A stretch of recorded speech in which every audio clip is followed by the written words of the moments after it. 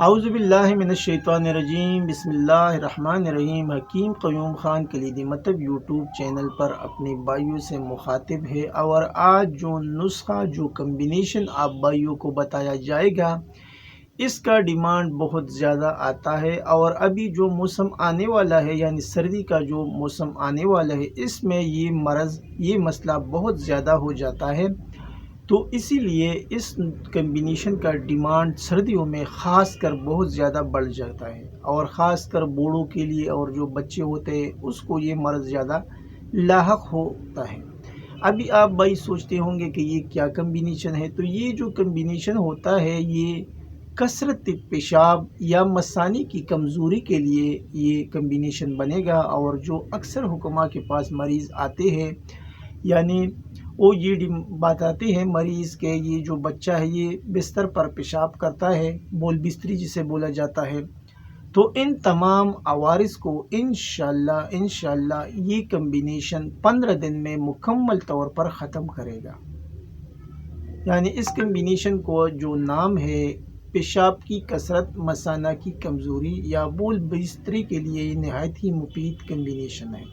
ابھی آپ بھائی سوچتے ہوں گے کہ اس کے اندر اتنی چیزیں یعنی کیا کیا چیزیں اس کے اندر ہوگی؟ تو یہ آسانی کے ساتھ ملنے والا کمبینیشن ہے۔ کسی بھی پنسار کے پاس آپ جائے یا جو حکیم ہے اس کے دواخانے پر جائے، انشاءاللہ آپ کو یہ جو نسخہ ہے یہ کمبینیشن ہے یہ آپ کو کم از کم 300 روپے سے اوپر نہیں ملے گا۔ 300 کے اوپر یہ کمبینیشن جو ہے یہ آپ کو مل جائے گا، اور اس کمبینیشن سے آپ کا جو مرض ہے جو بہت ٹائم سے ہو چکا ہے یعنی مزمن شکل اختیار کر چکا ہے، تو انشاءاللہ 15 دن کے استعمال سے 300 روپے کے اوپر آپ کا جو کمبینیشن بنے گا اس سے یہ مرض رفع دفع ہو جائے گا۔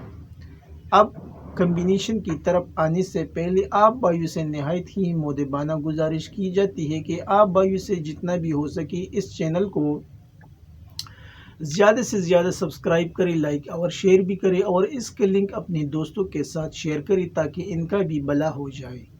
ابھی کمبینیشن نوٹ کر لیں۔ آپ کو لینا ہے معجون پلاسپا، کسی بھی کمپنی کا آپ لے سکتے ہیں، قرشی کا لے لیں، اشرف کا لے لیں، ہمدرد کا لے لیں، اجمل کا لے لیں، جو بھی کمپنی آپ کو ملے گا اس کا آپ کو لینا ہے معجون پلاسپا۔ یہ 100 گرام کی ڈبی آتا ہے، یہ آپ کو لینا ہے ایک ڈبی۔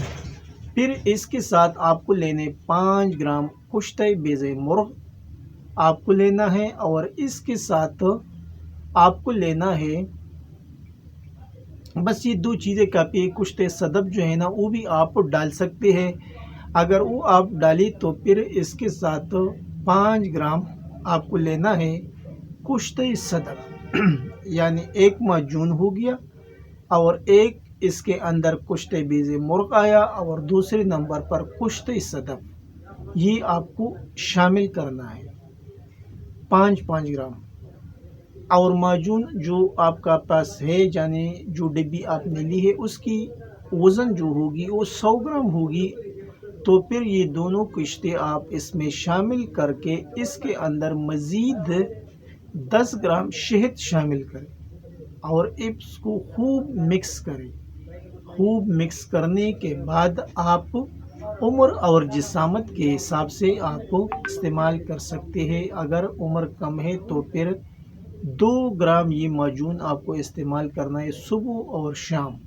اگر عمر بڑا ہے، زیادہ ہے، 40 سال کی اوپر ہے، تو پھر یہ 5 گرام آپ استعمال کر سکتے ہیں یہ معجون صبح اور شام، دودھ کے ساتھ یا چائے پتی کے ساتھ بھی آپ لے سکتے ہیں۔ یہ کمبینیشن میں ایک بار پھر ریپیٹ کرنا چاہتا ہوں، آپ کو بس لینا ہے معجون پلاسپا، اس کے بعد آپ کو لینا ہے کشتہ بیضہ مرغ، یہ بھی آتا ہے قرشی والوں کا، اور پھر اس کے ساتھ آپ کو لینے کشتہ صدف، یہ بھی آپ کو لینے 5 گرام۔